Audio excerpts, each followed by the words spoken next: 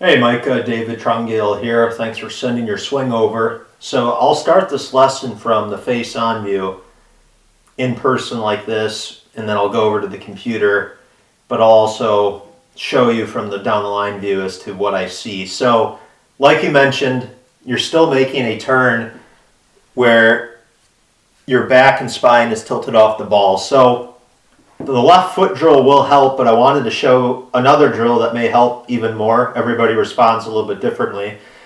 All you need is a club. This is a sand wedge. You could use a 7-iron. It doesn't really matter. Put it across your chest, okay? And I'm kind of making an X pattern with my arms. I'm just going to bend over, get into my normal posture. And what I want to do is turn and make sure that the grip end of the club is reaching down towards the ground. It's pointing in that direction. As I'm doing this, my right shoulder, I want to really feel like I'm cranking this back towards the target. Okay? Now, the reason why I don't want to completely have you disregard the left foot drill, you can always sprinkle this in periodically, is if you start to pull the right shoulder back too much. As you can see, my weight is now in the left foot, which you don't want. You want it on the inside of the right foot. So if I do this and lift up the front of the left foot, this is what it should look like. All right, so definitely put some strain on me, but notice I didn't sway off the ball. I'm still athletically loading to the inside of the right foot, and then my weight can transfer from there. Do this on the range, do it at home, do it as many times as you need, and once you get good at it, you can actually set up to the ball and do some paused reps. What I mean by that, let's pretend I'm on a driving range. Here's the ball. I'm going to go back, continue turning. Okay, I feel pretty wound up. Pause, and then actually go through and hit the ball. So that's the drill, the turning drill that I would recommend from the face-on view. Let's shift over to the down-the-line view, and I can show you a couple items from there. Again, this is from the down-the-line view. If we imagine I was out on the range hitting this way. Pretty cold up here in Wisconsin, so again, I'm staying indoors. But when you take the club back, you are actually too far out above the plane. Now I know the angle you sent me is not quite perfect. It's actually more this way, which makes it look a little bit worse than it is. But you're definitely too upright on the takeaway. Normally, I'm going to actually stop right here. If you can note where the club head is, see how that's outside the hands? This would actually be too far inside. What you want to do is take it directly up the plane. And this is something you can work on indoors like this. Get in front of a mirror. Just try and get it so that the hands and the arms you're swinging directly up the shaft plane. Okay? Now, what's happening with you is as you take the club up above the plane, your arms start to separate and lift a little bit too much at the top. It's better than it was previously, but you're still in a position where your hands are high. And on the way down, you're coming out this way, which is a little bit too steep, and you're going to hit too much ground. The ball might go left, it might go right. We really don't want that. So you can use a golf glove, a towel. In this case, I have a beanie or a winter hat. I'm going to tuck this thing quite high up underneath my right armpit. The reason why is, once again, from the face-on view, we still want to generate width. Notice how my right elbow has created ample space and the beanie has not fallen out. The advantage of this drill is that if I continually lift my arms, you know that your arms are disconnected, the beanie fell out, you'll have to start over. So I would recommend just doing a lot of half shots with this. Get this thing tucked underneath the armpit. Go to the range and just start turning back, working that takeaway, and just pause right here and then swing. Get another golf ball, set up again, turning back, Notice my right elbow is pointing directly down opposed to being disconnected up here. Left arm is going across the chest. Okay, so one more time. Boom.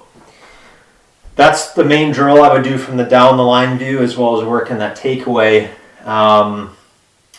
Let's take a look at the computer though, so I can show you a couple final things on the editing software. Alright, so this is Ben Hogan, one of my favorite swings ever, and my favorite swing of his because it's perfectly down the line and the camera is stationary. So let's just watch this a couple times. Alright, so that line I drew does represent the shaft plane. Now, again, from the down the line view, you can see if the club head is here, he is just fractionally underneath the plane, but he does cock it upwards and he's on plane. So that's ultimately where we want to get you on the takeaway. And then notice the arms here. Well, his right elbow is pointing down. Notice if he had a beanie, it would certainly not fall out underneath of his right arm. This is really the ideal arm connection. And when your right elbow is low like this and the hands are in good shape, the left arm is subsequently going to be nicely across the chest, and it's not going to be in the vicinity of the ear or anything like that. So then on the way down, I know you're coming in a little bit steep, but he's going to squeeze that right elbow inward and drive it here. The club is a little bit laid off, but watch how nicely this comes down. He finds the original shaft plane with the hands and the club just perfectly. So I like to show this clip. It's one of my favorite swings ever just because the technique is so flawless despite the swing taking place many, many years ago. Alright, so this is your swing from down the line. I drew that yellow line on the shaft to represent the plane. One comment about the setup is ideally your hands wouldn't be this close to your body. I would maybe put your hands out here, and that way the plane can be aimed more up in the belt buckle region. So just a comment about that. And also note that the camera, this is not quite down the line. It's a little bit more behind you. It was probably mounted more towards your heels. So it's going to make this problem look worse than it is, but I still would change this. So as you take the club back immediately, I think you lift it too much opposed to extending the arms, and this is why the club head is here, the hands are here. So you're picking the club up and it's definitely out and above the plane. All right. Now I will tell you that you've done a really good job of fixing that closed club face in this particular shot. From what I remember, your club face was really closed before, and you're also doing a superb job of maintaining the flex in your right leg. So keep doing that. Now your hands are high. When the hands are high, that generally means your arms are disconnected. So the only way that the hands get way up here is you can see your right elbow is pulled behind you. Not as bad as before. And then the left arm is generally up in the air as well. It's kind of close to covering your ear. The reason why I'm not a big fan of high hands, even though this position doesn't look all too bad, is that at some point the club has to come back down. So the margin for error is much greater when your hands are high, because once again, as the club comes down, a lot of things can happen. In this case, you are coming in rather steep. So right here, the club is pointing directly down towards the ground, where ideally we would want it leaning back, just above the right forearm here. So that is what I would call an out to in swing path. Too steep, you're probably going to take too big of a divot. I know you're hitting off of a mat here. So definitely refer back to the beanie drill. Like I said, you can use a golf glove, a towel, and let's try and get your hands a little bit lower, and then opposed to steepening in transition, it'd be nice to shallow the club. So let's move over though to the face-on view. All right, so your swing from the face-on view, I can tell you've done a nice job of altering your setup. The stance looks a lot better, more narrow. The grip looks better. Nicely done. So a couple things here. As you go back, you can see that again, there really isn't a lot of turn with the right shoulder. So the most important part of this lesson, I think, will be trying to feel like, once again, your right shoulder is really sucked out towards the target. Refer to that drill that I showed you at the beginning where I was indoors, the club across the chest. Another comment I would make, in your last lesson I talked about how your extension looked decent, but I would really try and get this right arm to reach more and create a little bit more of a gap between the right elbow and the body. So with more width will come a better shoulder turn, and it will affect the swing plane. Once again, from the down the line view, we know that your takeaway is a bit too far above the plane, so more width would help. And the other advantage of more width, as much as I like wrist hinge, if I mark you at left arm parallel, just another observation I'm picking out now. So you're actually on the verge of maybe hinging a bit too much. Now, it's great to have a ton of hinge on the way down. I generally try and teach at left arm parallel that, it's somewhere in the neighborhood of 90 degrees, doesn't have to be perfect. But with more extension and less hinge, I think that will force you to turn more.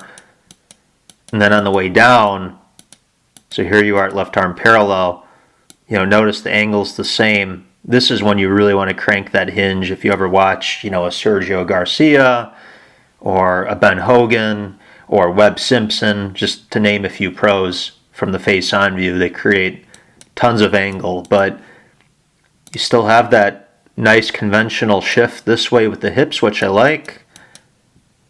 Pretty good angle at impact, which I also like. As you get better, it will be more dynamic, meaning post-impact, the club will be a little bit more in line with the left arm. But nonetheless, keep up the great work, Micah.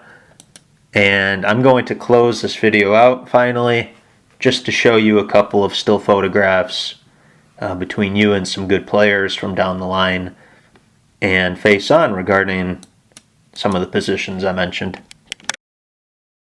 A couple of still photographs, you on the left, Ben Hogan on the right. The main difference I see is the amount of space on the inside of the right arm. You can't really see his bicep or his armpit. And when the arms are connected, the result is that the hands are lower and you're just in a more efficient spot. I really like how you're retaining the flex in the right leg. That's definitely a signal of some strength that you have. Not a lot of people can hold that position as they turn back. And once again, from the face-on view, you on the left. Ryan, this is an old high school teammate of mine when we played varsity golf. He's a +1 handicap. You can see virtually no sway whatsoever. So he's turning more than you. He's turning on a steeper angle than you. And I think the idea of getting that right shoulder just cranked back more will help a lot. One final thought. Again, as always, if you're doing a drill, just stick with it. If you're hitting balls, you can only have one or two swing thoughts at a time. But since the turn is a big deal, I know, you can also think of your left shoulder working directly down towards your right knee. Left shoulder down towards the right knee, right shoulder pulling back behind you, more turn, and a steeper turn will help your golf game. So thank you so much again, and let's keep getting better. All right.